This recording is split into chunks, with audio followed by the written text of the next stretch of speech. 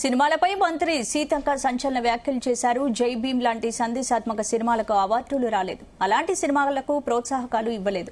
కానీ పోలీస్ బట్టలిప్పి నిలబెట్టే సినిమాలకు అవార్డులు ఇస్తున్నారని విమర్శించారు. కేంద్ర ప్రభుత్వం ఎలాంటి సినిమాలకు ప్రోత్సాహకం అందిస్తుందో ఆలోచించాలని తెలిపారు. హక్కులు కాపాడే లాయర్ జీరో, స్మగ్లింగ్ చేసే సినిమాలు హీరో ఎలా అవుతారని ప్రశ్నించారు. సందేశాత్మక సినిమాలు రావాలన్నారు మంత్రి సీతక్క.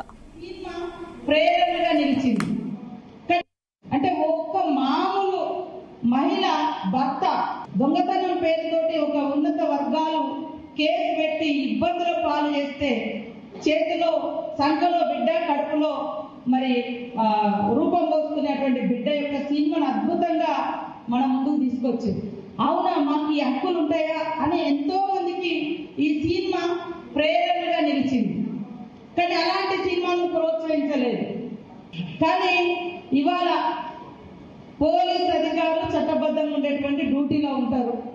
వాళ్ళని బట్టలిప్పే ఒక స్మగ్లర్ పాత్రలో ఒక స్మగ్లర్ పాత్రలో ఉండేటువంటి ఒక స్మగ్లింగ్ చేసేటువంటి హీరోలు పోలీస్ అధికారులను పోలీస్ స్టేషన్లలో బయట బట్టలిప్పేసి నిలబెట్టి యథేచ్ఛగా స్మగ్లింగ్ చేసేటువంటి సినిమాలకు మాత్రం కేంద్రం నుంచి అవార్డులు వస్తున్నాయి. అంటే ఒక్క మామూలు మహిళ భర్త దొంగతనం పేరుతోటి ఒక ఉన్నత వర్గాలు కేసు పెట్టి ఇబ్బందుల పాలు చేస్తే చేతిలో సంఖలో బిడ్డ, కడుపులో మరి రూపం పోసుకునేటువంటి బిడ్డ యొక్క సినిమాను అద్భుతంగా మన ముందుకు తీసుకొచ్చింది.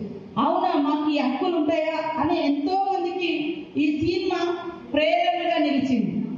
కానీ అలాంటి సినిమాను ప్రోత్సహించలేదు. కానీ ఇవాళ పోలీస్ అధికారులు చట్టబద్ధంగా ఉండేటువంటి డ్యూటీలో ఉంటారు.